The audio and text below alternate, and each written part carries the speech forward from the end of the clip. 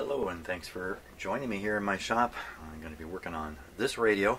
Hey, where's all its tubes? Yeah, that's a good question. It's been 2 or 3 or maybe even 4 weeks since I worked on this radio last. Now, you may have just watched the last video yesterday and now you're watching this video, but actually 4 weeks has gone by while I've acquired the tubes I need to make this guy work. Here they are, still in the box. I haven't even taken them out yet. And these are the tubes that came with it that I tested. Well, what I'm going to do, and I won't do this on video, is I'm going to retest everything, including these tubes I just got, to reacquaint myself with what's working and what's not. Now, if I remember right, basically there's 4 tubes in this radio, and 3 of them I found to be defective, which is kind of weird. It's really quite weird that so many tubes would be bad. So I'm going to redo the tests and likewise test the ones I got in the mail here. And then I'm going to scratch my head and wonder about plugging a bunch of new tubes into this radio and turning it on. A little bit scary if the tubes that came out of it were all blown. So let me get on with that, and I'll just maybe I'll let you peek at the results on the tube tester as I work my way through them. Okay, so this is a 1S5 tube. This is out of the radio. Dud. Okay, so this is a dud. I don't think it's heating up at all. So 1S5 dud. I'll put that in my dud pile over here. This is a 1S5 out of my collection here. Let's see what we get.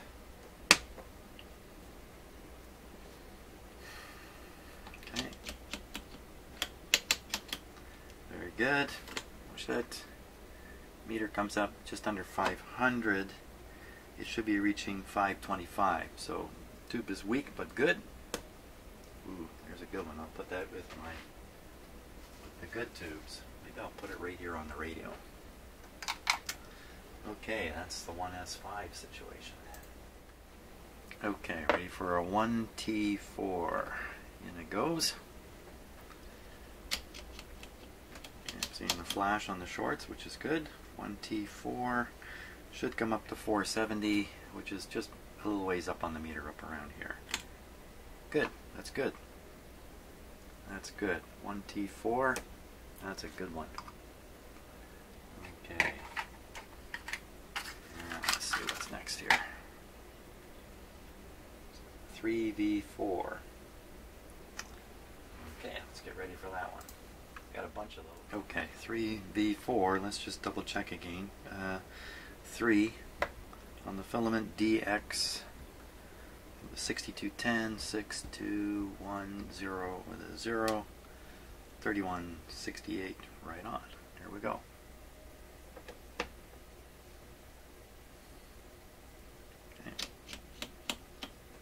Okay, seeing the usual good behavior on the short control. This is supposed to be just over 1,000, so up around here. Wow! Ooh, that's a beauty. That's a dandy. 3V4. That's a hot tube. You know, when you look at it, it looks, I was going to say it looks brand new. Well, it doesn't look brand new, but 3V4. Now I've got a couple more of those right here. So I'm going to check these ones too. Let's just let the video roll because it's so fast to do.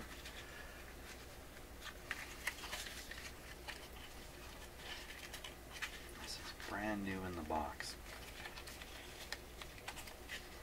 Thought it was quick. There, it's not quick to get it out of the box.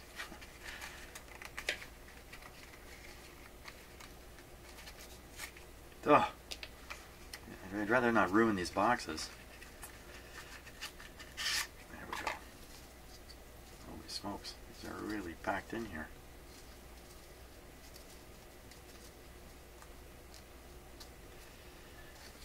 He's probably being liberated from his box for the first time in who knows how long.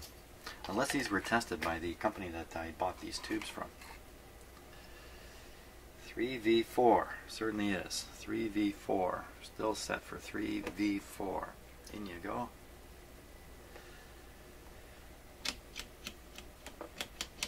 Good behavior. Good. Right up there. Now this is an output tube, and output tubes tend to take a bit of a beating compared to other tubes in a radio. They run hot and have slightly shortened life. So that's one of them. Better check the check the other one. It's in a Sylvania box here. There we go. Both of these were Sylvanias.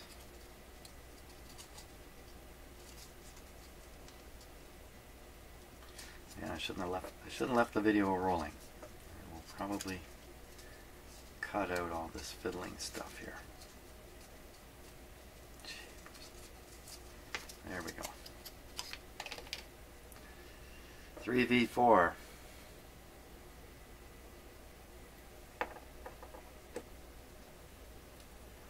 This is the first time I think this tube's been heated up since it was manufactured. That's my guess. Right on the money. I got 3 excellent 3V4 output tubes. Fantastic, because I got more than one radio here. Here we go with a 1 AC6. This one has a green piece of green tape on it I put on there to mark it as a dud. Let's see. Nothing like double checking. Short light is on.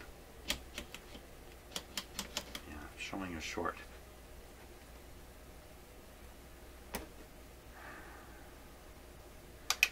Okay, now I've got 2 replacements here.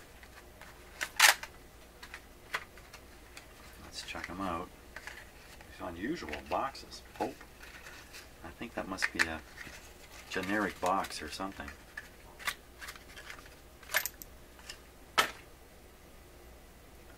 One AC6.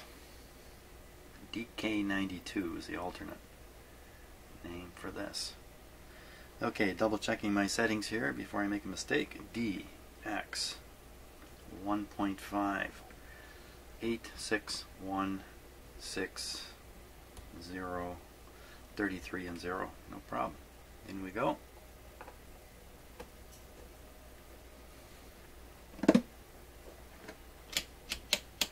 Okay, we're seeing the proper behavior on the shorts, and we should see 300 on the scale. It's pretty low. Just got to come up a little wee ways. Perfect. Nothing wrong with this tube. So that's our 4 working tubes I now have. I'm going to test the last 1 AC6. Oh, boy.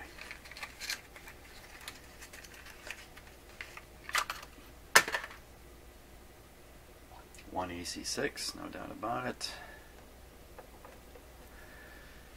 She goes. Looks brand new to me. Shorts. Usual behavior. Oh.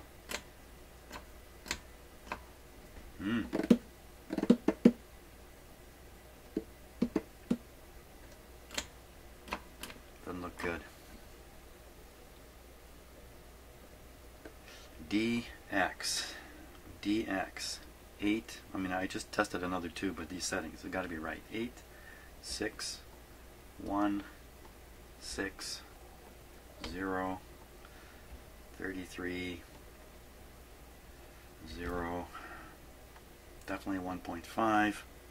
B4 is the button. I've done everything correct here. P4. So, tube looks new. Let's try wiggling it here a bit, just in case it's a pin problem. Ooh, look at that.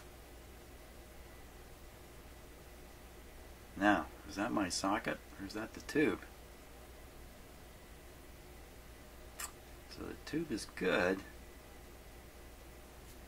provided you hold it on that angle. Wow, how many of my other bad tube tests are actually good? Because tube socket is getting questionable. I don't know. Is it the tube or the socket? I don't know. So we're going to put this one back in the box.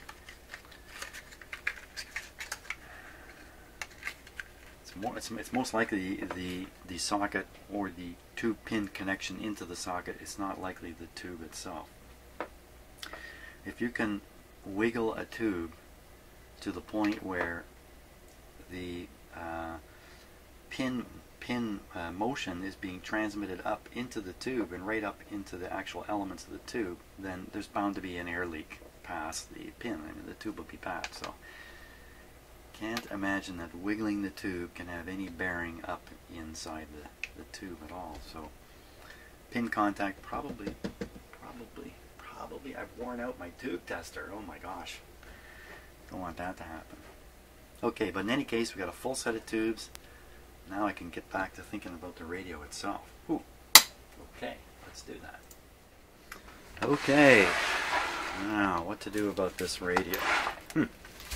First thing is, you know, on the cabinet, let's take another look at this situation here. On the cabinet, it says right up, Rogers Majestic has a nice little crest there. Rogers Majestic. Okay, on the back, it says distributed by Rogers Majestic Radio Corporation, Toronto and Montreal. Distributed. It says union made. That's kind of curious. Let's just take a little closer look at that, because it may have a bit of a bearing here. A bit of a bearing. Let's see. What you can see there.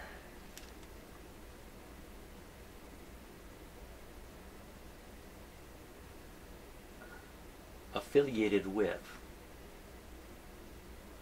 Brotherhood of Electrical Workers, the International Brotherhood of Electrical Workers. Union made. Here's that curious number of the future, A3.253.58. Practically sounds like an IP address, doesn't it? Ooh, spooky.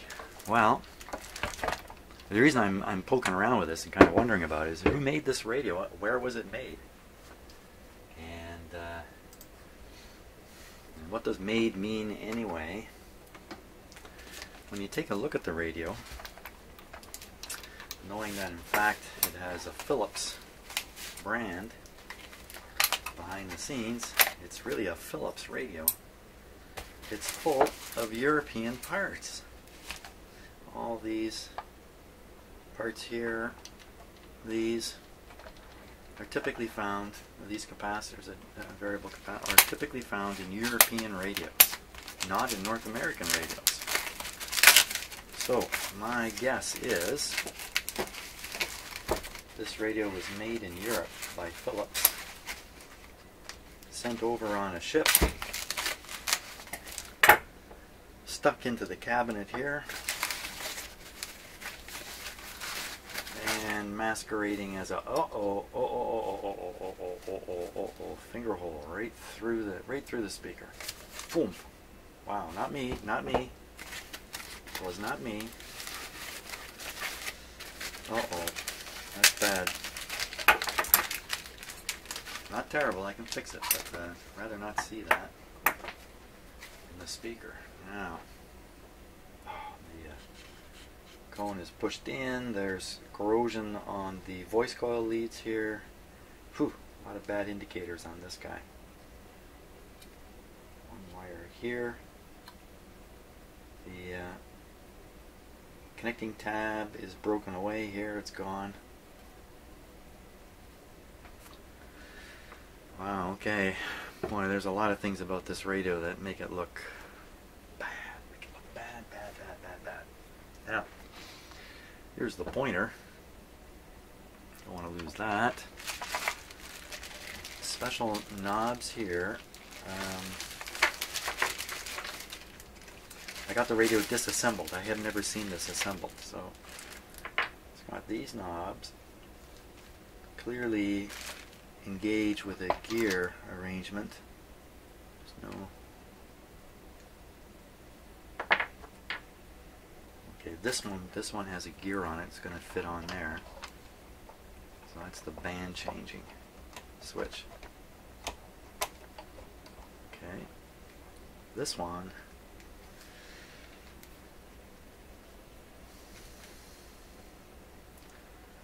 So it slides over.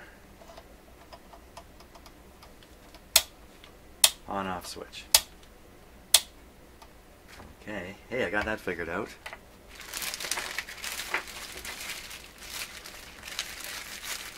More knobs here.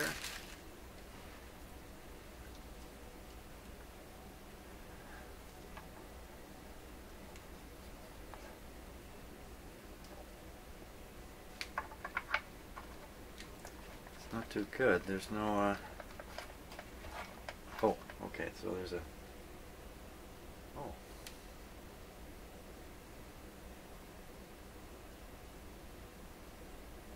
Wow, okay, so there should be screws to lock these down. Where are the screws? Are they in here?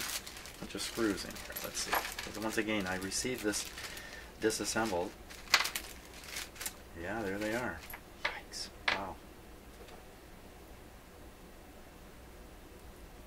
Let's put those back in there before they get lost.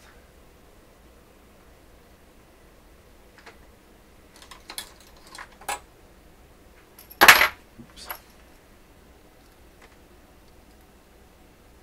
Oh.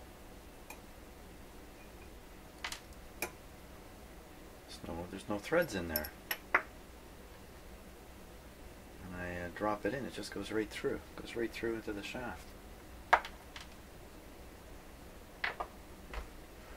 What happened there?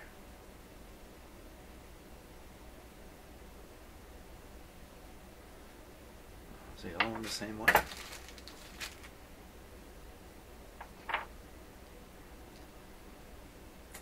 Just falls right through. As if there's a thread sleeve missing, or worse yet, these have reamed their way out. You know what? It just doesn't feel right at all. It's like something's missing in there.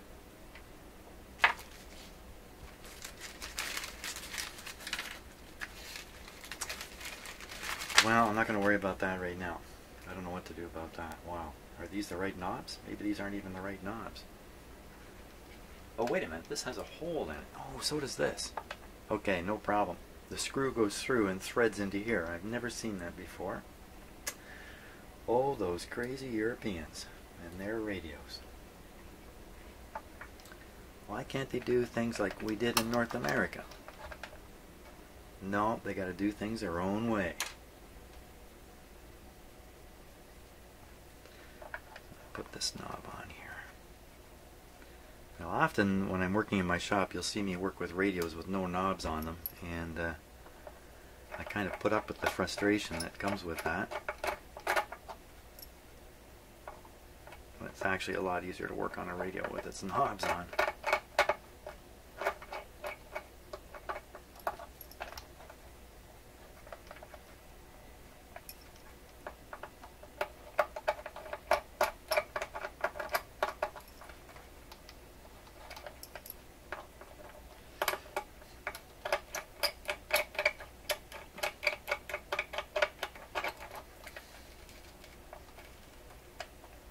Okay, well, it's on there. It's not solid yet, but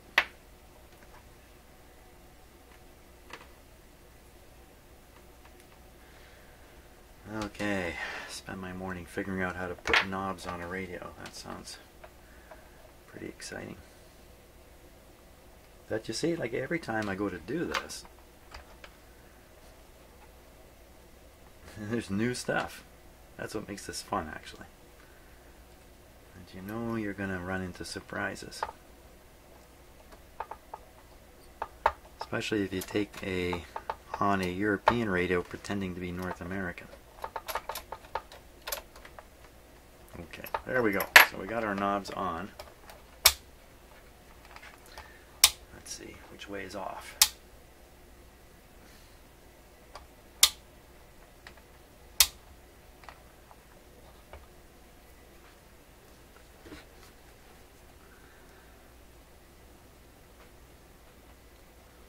No indications. there appears to be a little pilot light hole right there, but no light. I'm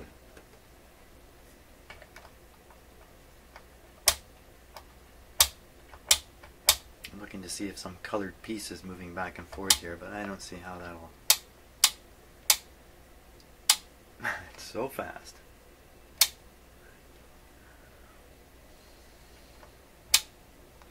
That's off. That's on. So it's switched off. Volume's turned down. Great, but I'm not about to turn it on. Not about to turn it on. Take my little pile of good tubes and I'll put them in here for now.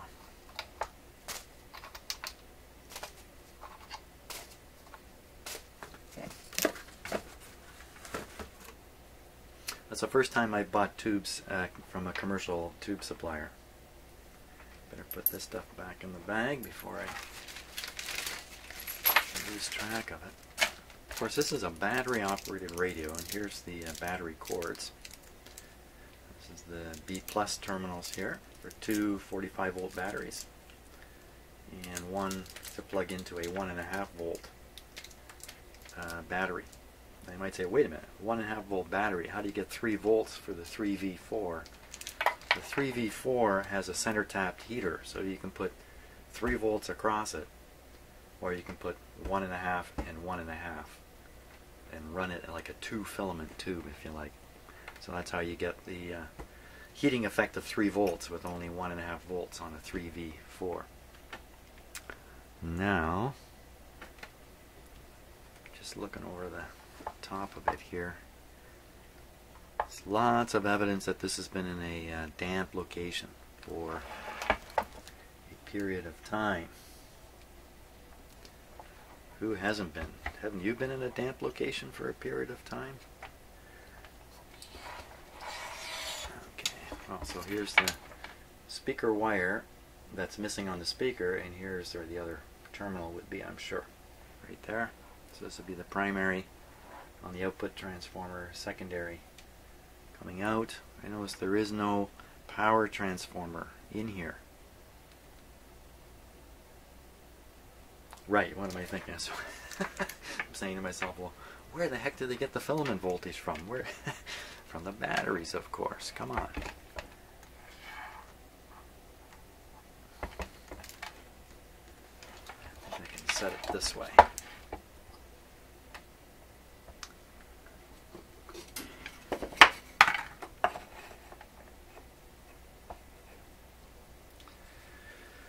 So what do we see under there?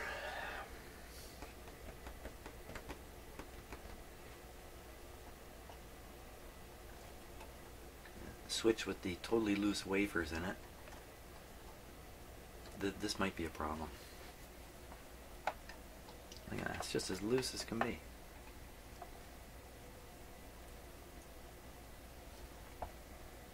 Yes, it is a problem. It is broken down here. Let's get the close-up camera going on this stuff here.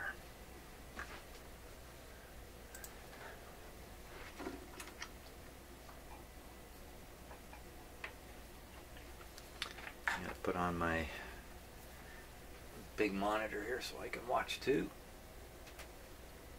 Oops. Yep. Hey, my TV's made by Philips. My big screen. Okay, so let's take a look here. Let me see this plastic piece. Not plastic, but fiber or whatever that material is.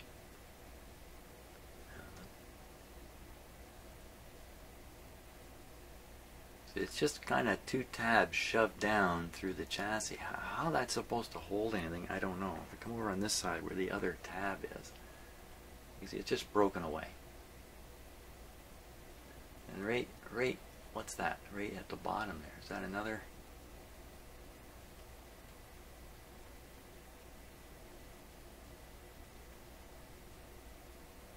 I don't know. Seeing all these wires that are moving, any one of them could break.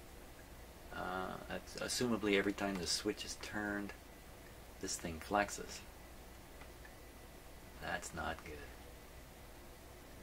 So I'm looking to see if I can spot anything, cold solder joints, and getting familiar with what I think is going to be a trouble spot in this radio. Well, I don't see anything obviously broken off or anything like that. And the switch may actually still work, even though it's kind of loose and wobbly here. What about the yellow one? The yellow one is so the yellow one is in place, but it's, and this is probably how it was from day one. Not the best, eh? Not the best design here. Again, I'm looking for anything that might... Look at how much stuff is moving here. Holy smokes.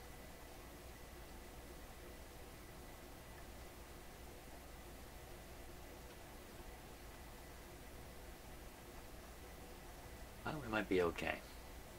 Who knows? Something to certainly be aware of as I go to work on this radio. This one looks like it's tipped. No. Just comparing the top to the chassis. No, it's not. This one is definitely tipped a little bit.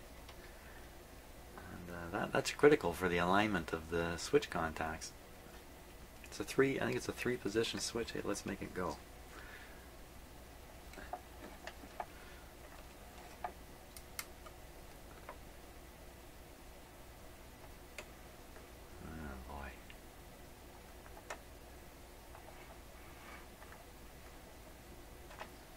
Huh. It doesn't look too good, does it?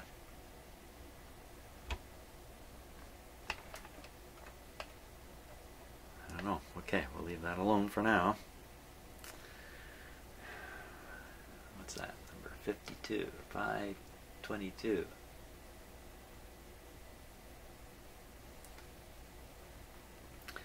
So let's take a look at the components in here. Let's see. The output tube, I think, is down here.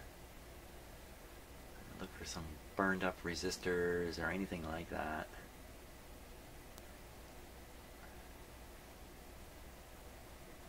Resistors all look fine. Now these capacitors here, these black guys, it's kind of like a fool you capacitor. And it looks like it's not, but it's a paper wax capacitor, as far as I understand, inside these plastic cans. Maybe the paper capacitor reputation was going downhill, and so manufacturers came out with the paper capacitor. It doesn't look like one. I don't know. I'm sure it was a legitimate attempt to try to keep moisture out. But I understand a lot of these molded capacitors are bad actors. So probably those guys got to go. 1, 2, 3, 4 of them. Now we got some ones here. This is also a little bit unusual for North America, I think. These are look like they're wrapped in shrink plastic or something like that. Plasticil, yeah, exactly. There's another attempt. Probably after manufacturers were saying, hey man, our equipment is failing early because your lousy capacitors are picking up too much moisture. And the manufacturers have come out with better and better designs here. See how the end of it is really a strong attempt to seal that up. So these might be good, you know.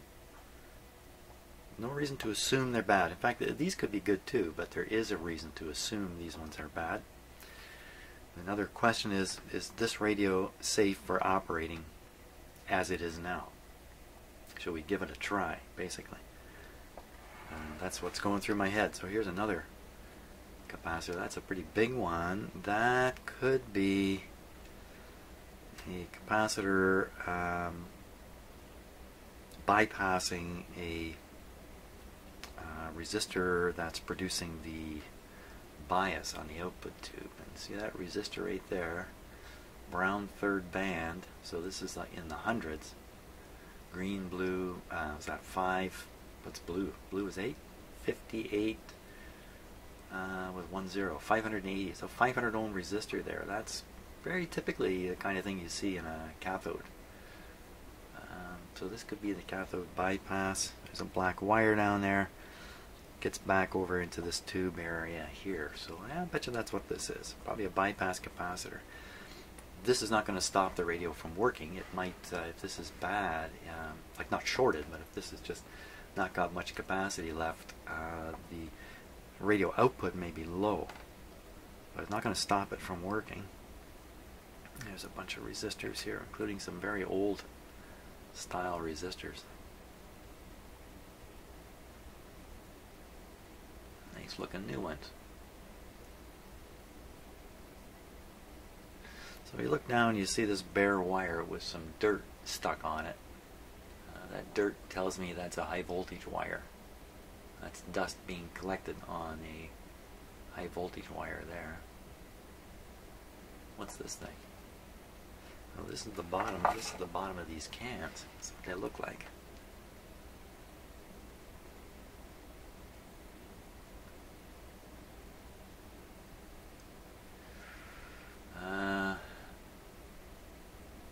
So usually these coils have some kind of trimmer arrangement, either a slug going up and down the coil or a capacitor associated with it.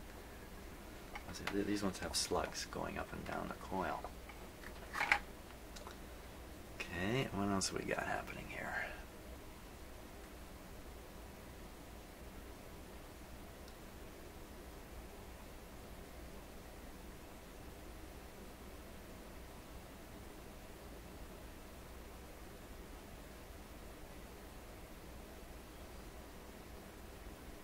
Just looking everything over. I'm looking for anything at all that might be important to spot.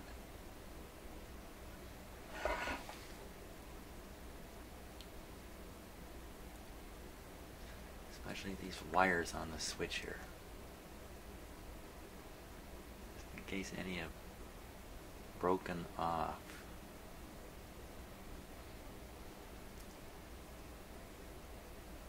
Broken off or become a cold solder joint.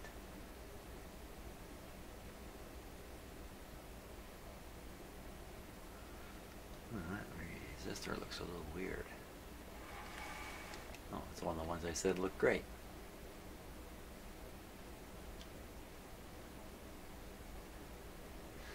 Well, I don't see anything here that's jumping out at me and saying, hey, man, this radio's shot. I don't see anything at all.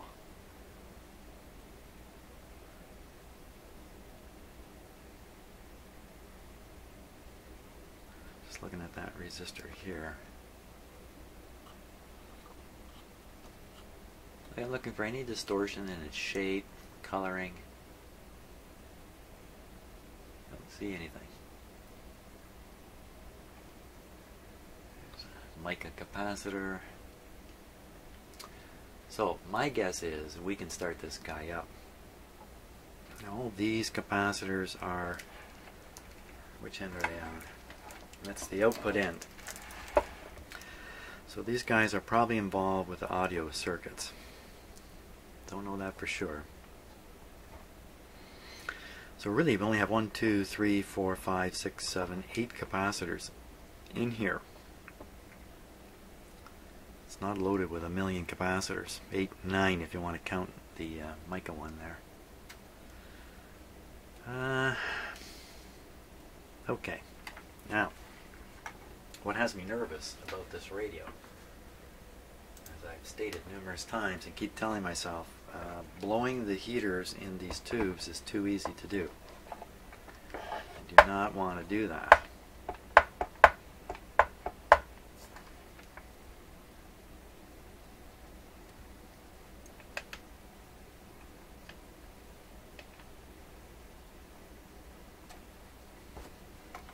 Huh. That's interesting. So the wafer back here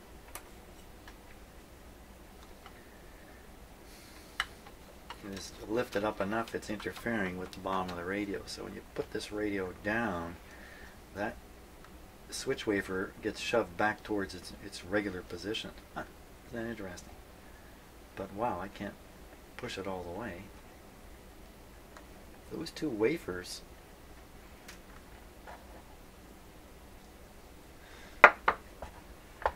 weird. How can they be like that?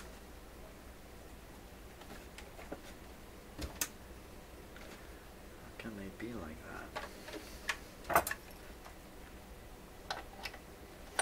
Maybe the radio sits on some rails and the chassis is elevated a bit.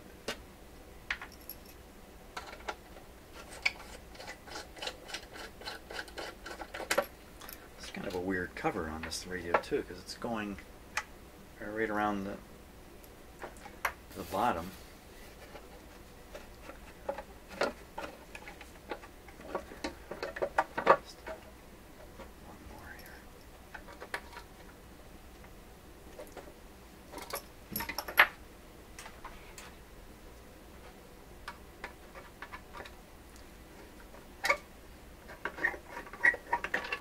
Oop.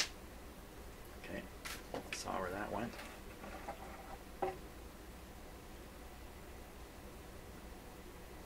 Where's the bottom of the radio? This is the bottom? Important. Receiver must be grounded to a water well. I read that already. Must be grounded. It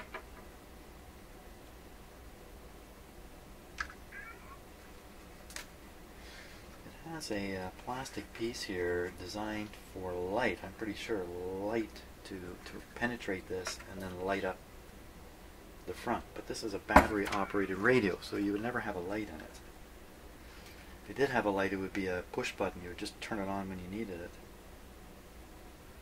Just looking at all the screw holes for anything that's broken. This is a clip for holding the speaker in, and it's tight. It's tight and there's no speaker. So that means in the bag, these other parts are also speaker clips and screws. Okay, got that figured out.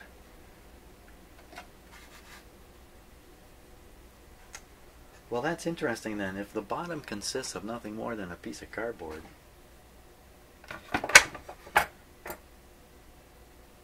there's no marks on it inside the bottom at all. But it would seem to me that the radio actually, well, what holds this radio in? It must be, whoa.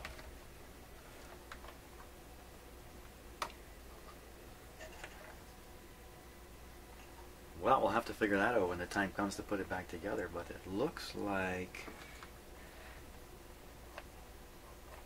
it screws in way up here.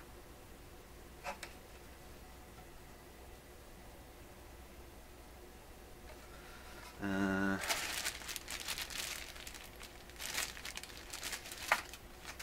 that's a mystery to me. Here's some okay, there's what it does. Goes in the sliding groove here. So it is elevated off the bottom, and the bottom is a piece of cardboard. You can't take any weight anyway, so the whole thing is suspended in these grooves. Oh my gosh. Tabby. Really? Tabby. My senior cat has come to join me. I know what she wants. I think she wants to go in the garage. Tabby? Tabby, what do you want? Hmm? You're talking right to me, aren't you? Come on up.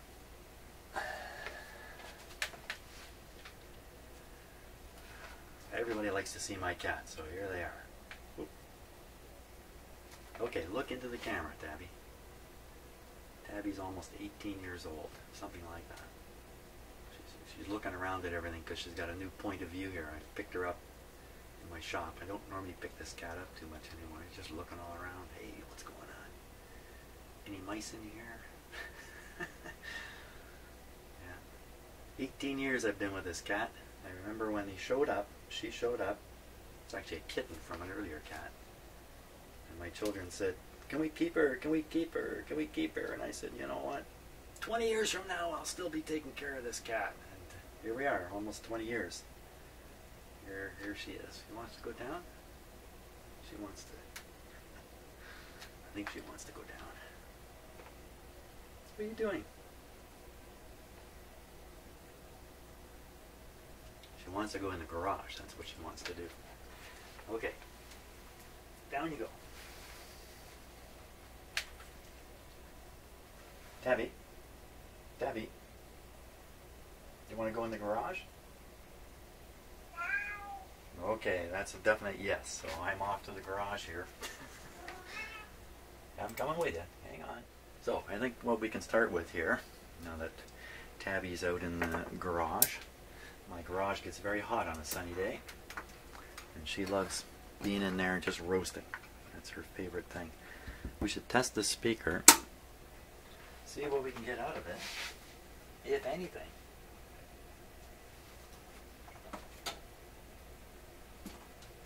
Just looking for some leads here.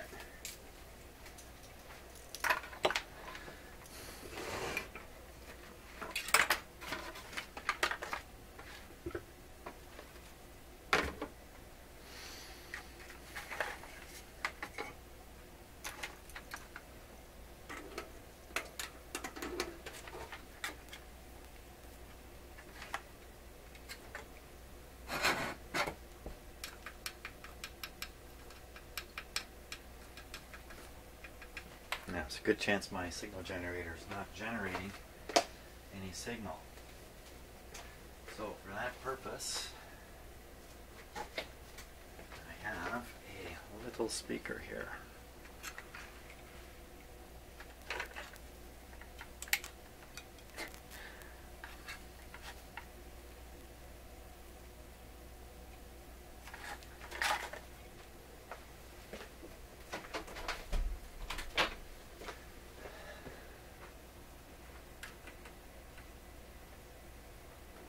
No sound at all. Oh.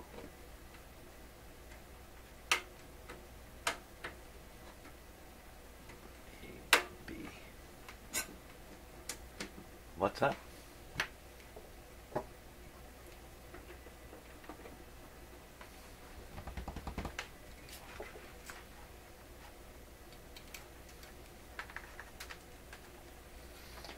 There's just too many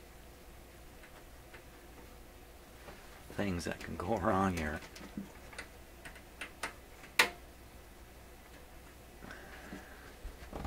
Huh.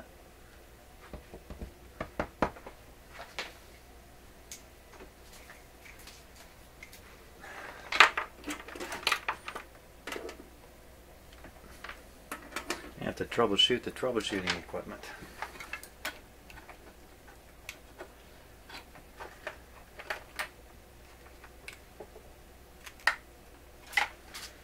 These are much more reliable leads here.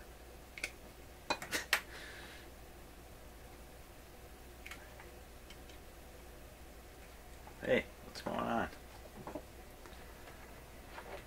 Oh.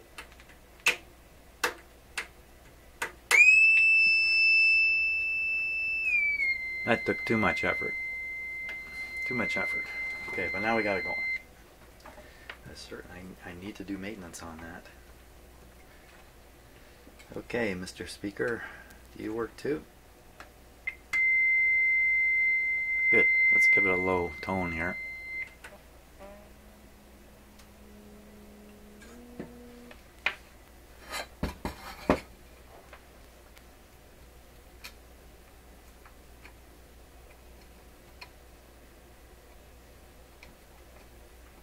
Where'd you go?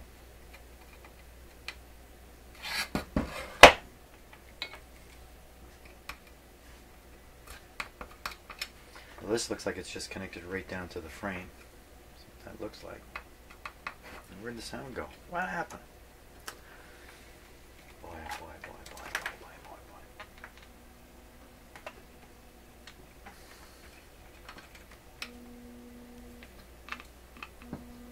boy. Yeah, the lower tones driven harder will tell me if the speaker's got sound problems. Sounds pretty good now.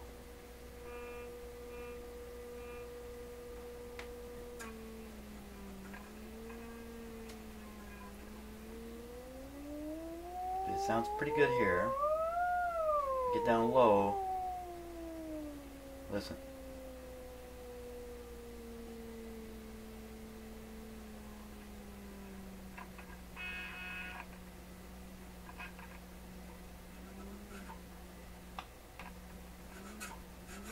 Let's go a little lower.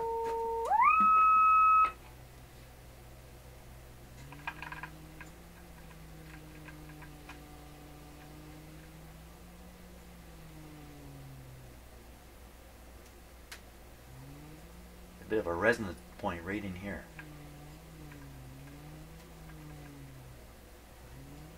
You can actually see it. Let's take a look here.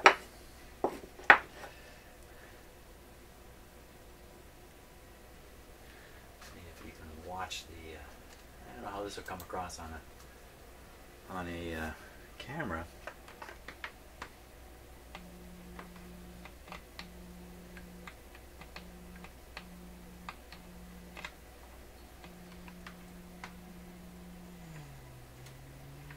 Right there.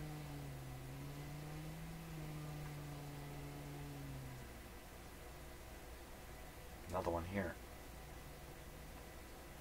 Right there. I can certainly hear this with my ears.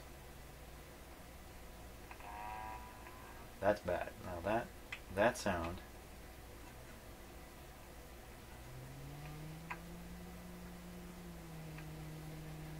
so that I think is just, it's a bunch of loose stuff hanging here being shook around. I think is making a bit of a hissy buzz. But down here somewhere there's a voice coil rub, but it's not bad. Not bad. The point is, not bad. Not too bad at all, considering it's got a huge, what I'm sure is a thumb hole through it.